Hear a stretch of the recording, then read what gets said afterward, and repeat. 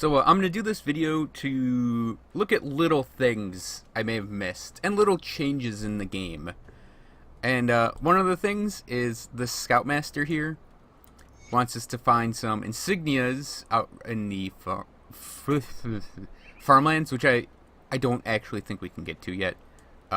They're past this doorway, it looks like, and that is obviously the clone of Captain John Bourbon. And yeah, I would assume they're up there. For that set of quest items. And then over here we have Ulgrim, who has a quest for us. And this quest is probably going to make doing a very in-depth playthrough kind of hard later. What you have to do is you have to decide between the Order of Death's Vigil or Kjallman's Chosen as factions because of the way the faction guide is working. So, yeah, given that I'm more of a spell, like the Kjallman's Chosen are Kjallman's Chosen are sort of like crazy paladins. They're religious fanatic crazy paladins. And Order of Death's Vigil are studiers of the arcane and undead.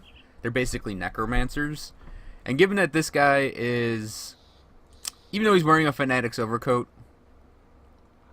I think between these two, I'd go with Death's Vigil, and that's what we're going to go with.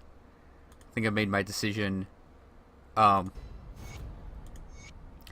think you're always part of the Black Legion, but this basically takes whatever the third one is and, kicks him to the curb. So, he's very pissed at you. And now, you're friendly with whatever order you pick, and you're immediately despised with whatever order,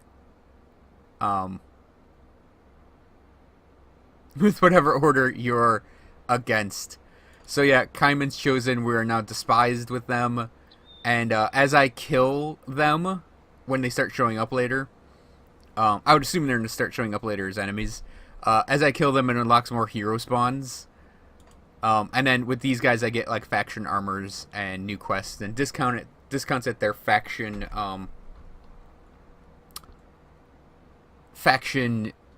armor sellers and item sellers and stuff. But those aren't in the game yet. Those are coming in build 25, which I believe they said is going to be in testing in April.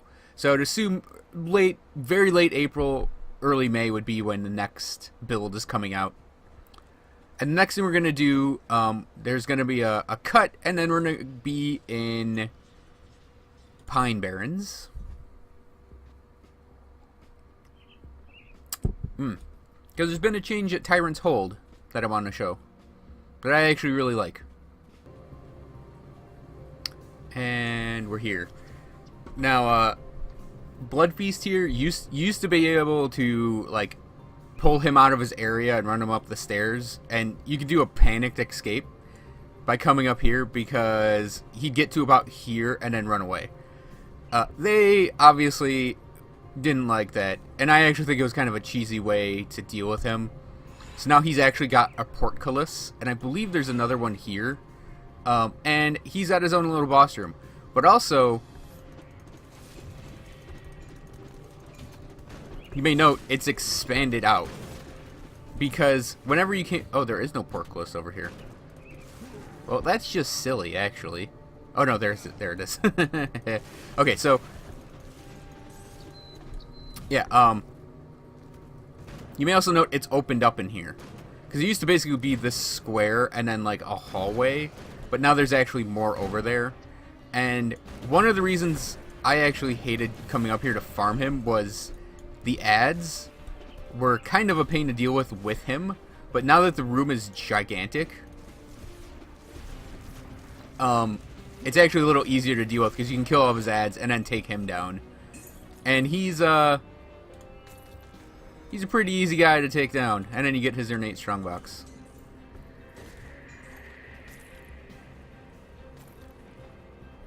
It does register you go back in the Pine Barrens there, and I had it when I came here with my Aether guy to just play around. I had it where it turned orange because the Pine Barrens had one weather pattern, and over here had its like normal look. Kind of a funny little thing. But anyways, that is one change that's happened. And I'm going to go look at Whitemire next, because they said they did some graphical improvements in that area, and I'm kind of curious to see what it's like. Even though it's going to be supremely low-leveled.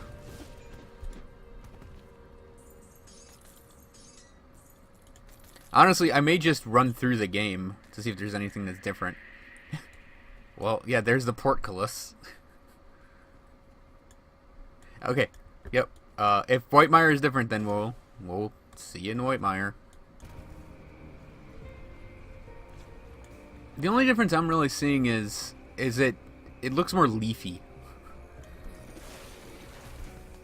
Like they put a lot of trees in, or at least refine what the trees look like. Because Whitemire to me before, and then it was a while. It's been a while since I've actually been in Whitemire, but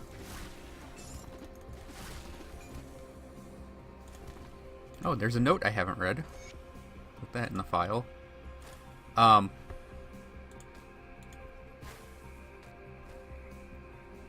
Yeah, it's sort of I mean, it looks mostly the same. I just think it has more leafiness in it. Because before, to me, it looked more like, it was more mistier, I guess. I'd probably have to look at side by sides. Yeah, this is what I mean. Oh, I'm probably thinking of Foggy Bank then.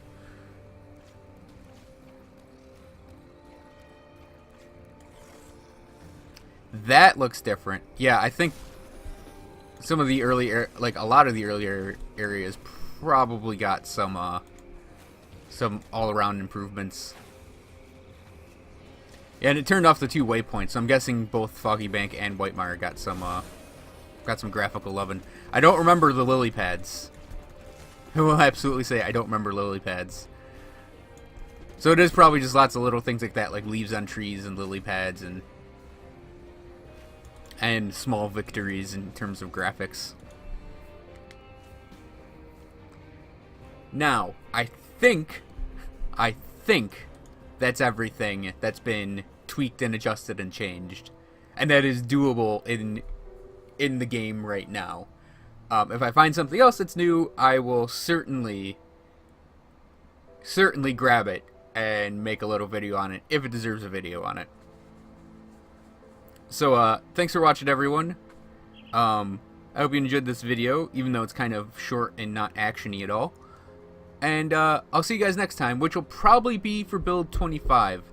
Though I may attempt another Steps of Torment, or, Halls of Anguish run, since I haven't technically done it in the in-depth playthrough, because I keep dying in the Room of Death.